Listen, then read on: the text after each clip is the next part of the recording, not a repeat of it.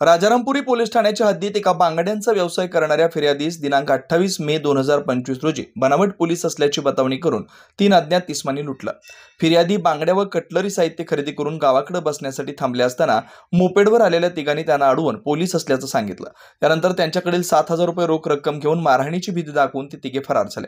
फिर्यादीवरून गुन्हा दाखल झाल्यानंतर पोलीस निरीक्षक सुशांत चव्हाण यांच्या मार्गदर्शनाखाली तपास पथकानं सीसीटीव्ही फुटेजच्या आधारे शोध सुरू केला। पोलीस कॉन्स्टेबल विशाल शिरगावकर यांना त्यांच्या गोपनीय बातमीदारामार्फत माहिती मिळाली की आरोपी कोल्हापूर येथील शिकलगार गल्ली बागल चौक इथं भाड्याच्या घरात वास्तव्यास आहेत। पोलिसांनी तात्काळ कारवाई करत तिन्ही आरोपींना अटक केली। आरोपींची नावं पुढील प्रमाणे: अय्याज युसुफ मुलानी वय 23 राहणार करंजपेठ सातारा, शुभम तानाजी गायकवाड वय 28 राहणार शिकलगार गल्ली बागल चौक कोल्हापूर, स्मित संतोष पवार वय 21 राहणार करंजपेठ सातारा। सर्व आरोपी सध्या शिकलगार गल्ली बागल चौक कोल्हापूर इथं वास्तव्यास होते। त्यांच्याकडून रोख 4,000, गुन्ह्यात वापरलेले एक मोपेड व 2 मोबाईल हँडसेट असा एकूण 74,000 रुपयांचा मुद्देमाल जप्त करण्यात आला।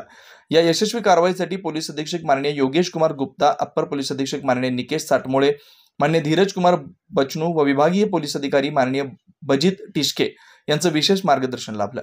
कारवाईत सहभागी अधिकारी सुशांत चव्हाण पोलीस निरीक्षक, दत्तात्रय भोजने पोलीस उपनिरीक्षक, सचिन चंदन पोलीस उपनिरीक्षक, समीर शेख, विशाल शिरगावकर, संदीप सावंत, अमोल पाटील, सत्यजित सावंत, नितीश बागडी, सुशांत तळप सर्व पोलीस कर्मचारी। या गुन्ह्यांचा पुढील तपास पोलीस उपनिरीक्षक श्री सचिन चंदन करतात।